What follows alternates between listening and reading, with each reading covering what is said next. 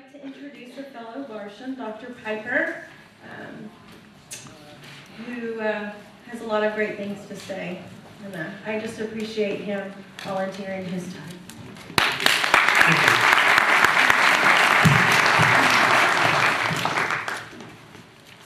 Well, thanks to everyone for agreeing to come out. Again, I want to clarify, we are the host location for this, and I have just agreed to be one of the speakers.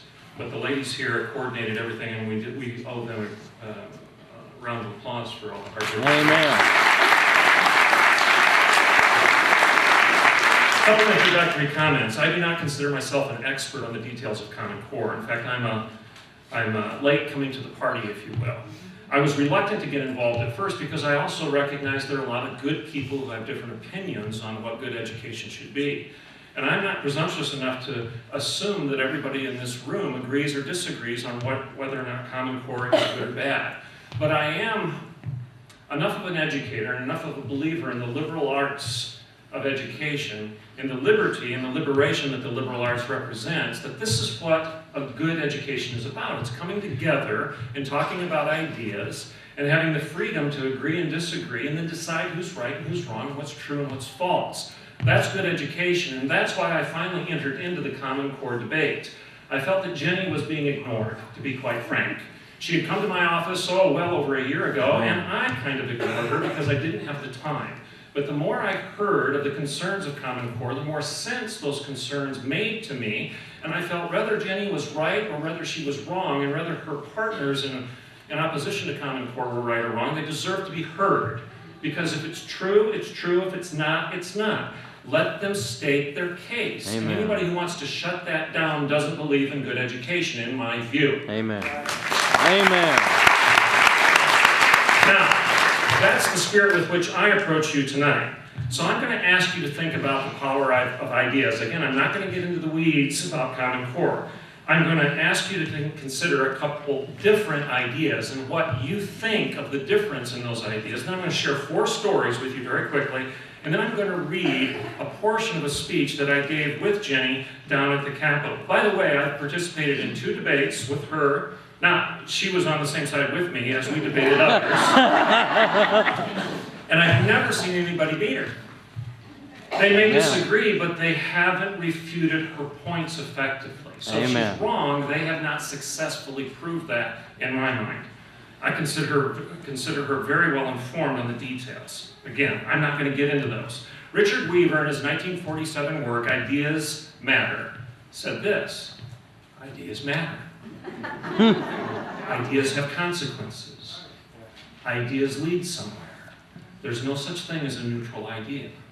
Some ideas are good and they lead to good places, and some ideas are bad and they lead to bad places. It's a very simplistic concept, isn't it?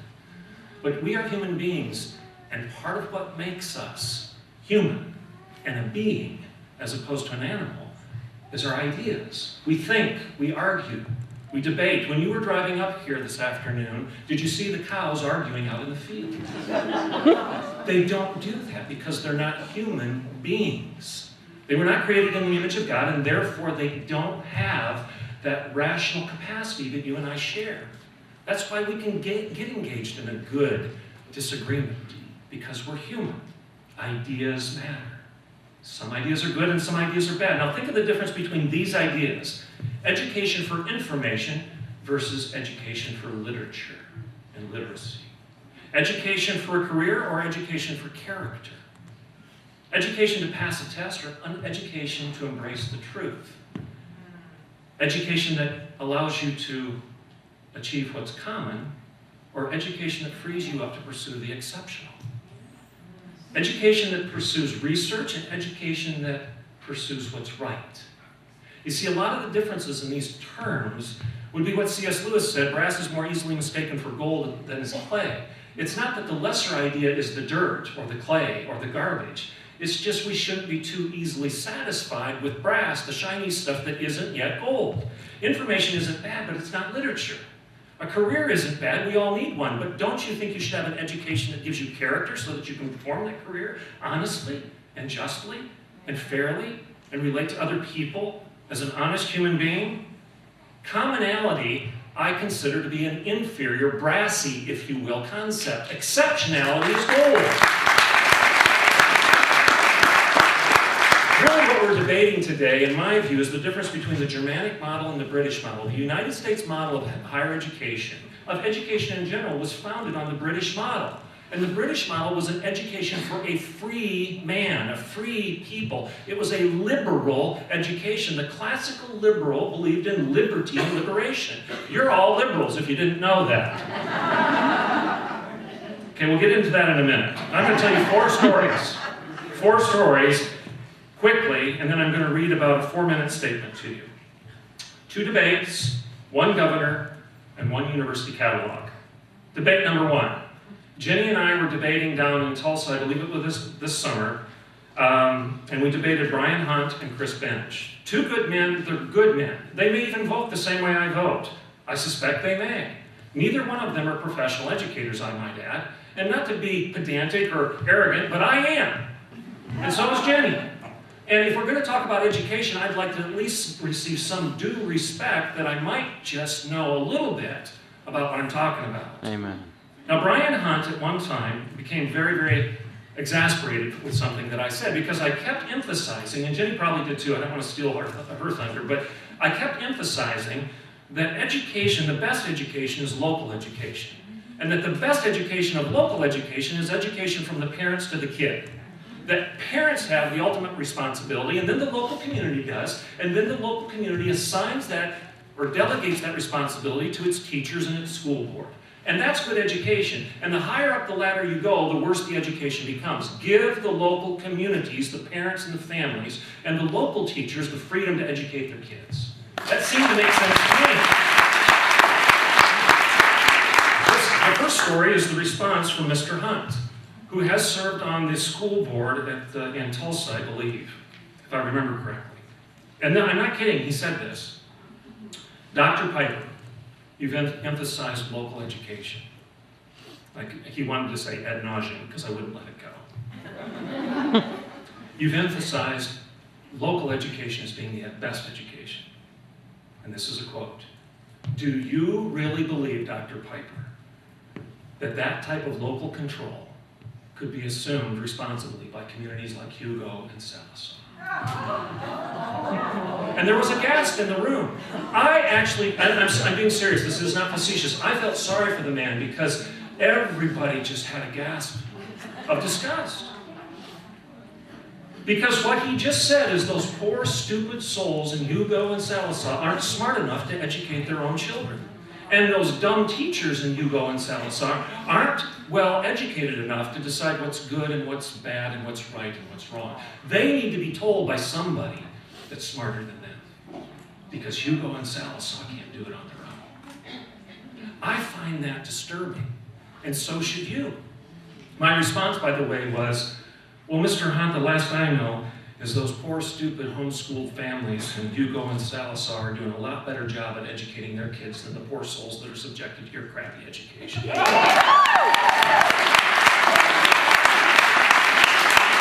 story. Jenny and I had been invited to debate on OETA TV on a Sunday afternoon. A couple individuals, one of which was the school superintendent for Stillwater Public Schools. I kept harping on liberal education and academic freedom and intellectual liberty and local responsibility for the ideas that are important for my family, my kids, and my community. The superintendent, in exasperation, at the end of the program, and her last word was this: it doesn't matter what Piper says, because we've already decided and the legislature has voted we're not going to talk about it anymore.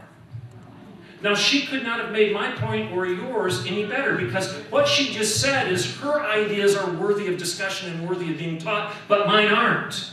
Because we're not going to talk about ideas any longer. Now, what kind of academic freedom and intellectual liberty is that? Somebody above me and somebody above you is going to decide to shut down the debate, and I don't consider that to be liberal education. It's fascism. It's foreclosed. It's ideological fascism.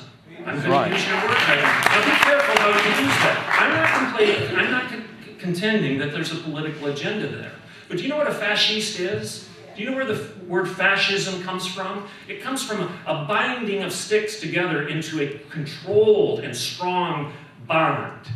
Dozens and dozens of twigs bound together in a handle for a hatchet is a fascist. And it's intellectual fascism to decide that we're going to bind together a certain group of ideas and none other are welcome. That's right. I don't accept that. That's Amen. not good education. 2 more stories and then my 4-minute summary. 2 weeks ago, the governor of New York indicated that all those who disagree with him, who are conservatives, radicals in his view, those that believe in pro-life, those that believe in traditional marriage, those that believe in the First and Second Amendment, those that are constitutionalists, those radical conservatives can leave the state. They're not welcome there. Well, that's very tolerant of him, isn't it? Does it smack as if he just advertised that he can't tolerate your intolerance? And that he hates those hateful people. He knows that nothing can be known. He's absolutely sure that nothing is sure. It's the dog chasing its tail Amen. of the progressive era. It's the arrogance of the human mind coming alive before your eyes where somebody says, leave if you're not going to agree with me. That's not classical liberalism, folks. Finally, one last story. And I'm going to try to tie them together so that you can understand why I'm telling you these things. In 2001 course catalog at the University of Michigan has a course entitled The Ethics of Corporate Management. I'm glad that they're teaching it. I'm from Michigan. I'm glad they care. Their course description, however, says this. This course does not deal with the personal, moral issues of truthfulness and honesty. I'll say it again in case you didn't get that. A course on the ethics of corporate management says, this course does not deal with the personal, moral issues of truthfulness and honesty. You see, the reason I care about Common Core is I want to decide how to teach my kids what's right and what's wrong. I would like to, as a community, have the liberty and the freedom to select teachers that are going to do a good job of teaching character as well as a career.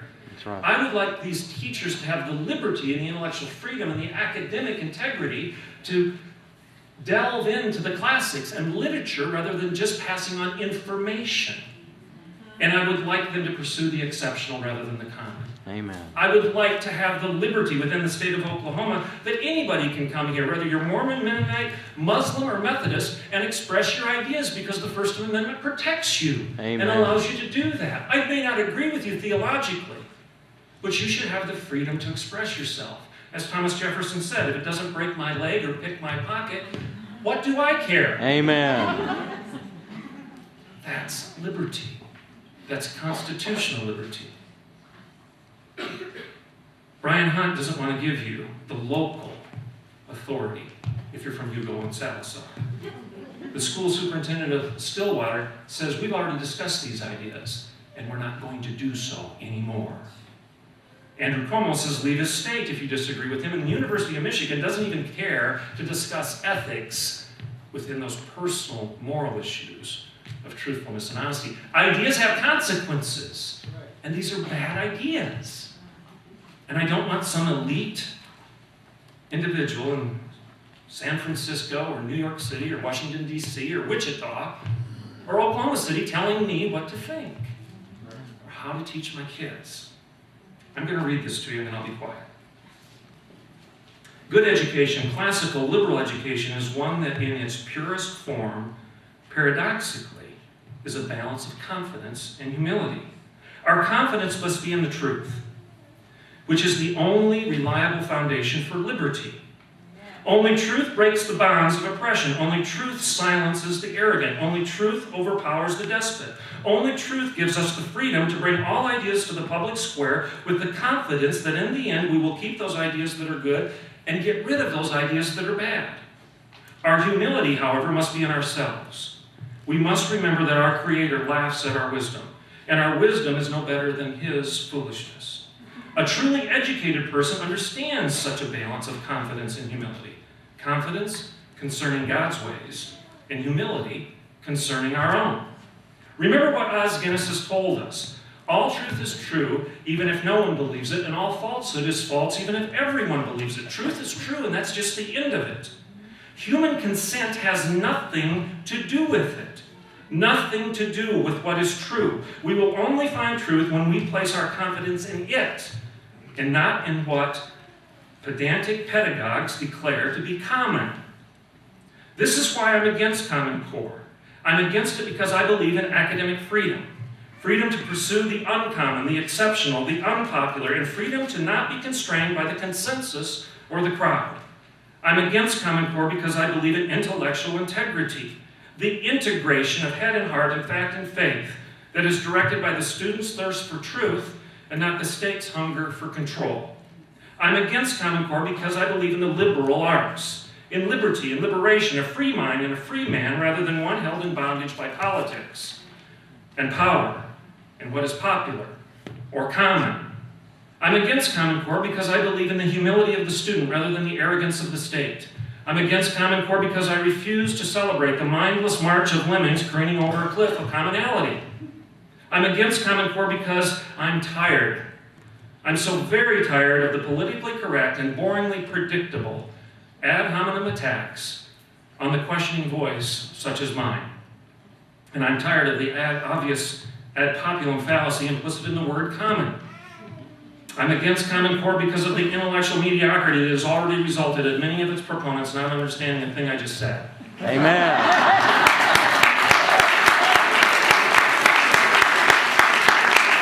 Or the basic Socratic logic I just used. I'm against Common Core because as an educator, I recognize that when we exchange the truth of God for a lie, we build a house of cards that will fall to mankind's inevitable temper tantrum of seeking control and power. History tells us time and time again that to deny what is right and true and to embrace what is wrong and false is to fall prey to the rule of the gang or the tyranny of one. Does subscribing to Common Core, to a common core of ideas constructed by some faceless group, often some closed-door room, in some unknown location, make you feel more or less free? Do we really have more intellectual liberty at the end of the day?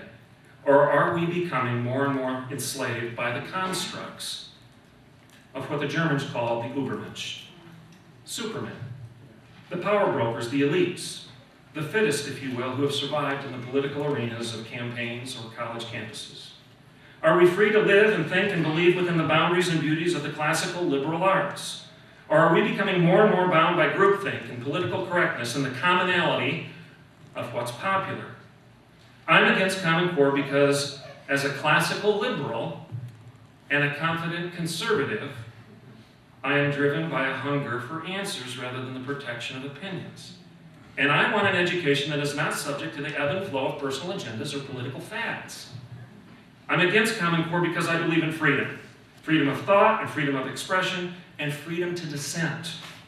I'm against Common Core because I'm energized by the unapologetic pursuit of truth. And wherever it leads, I'm confident in the words, "You shall know the truth, and the truth shall set you free." Amen. Thank you.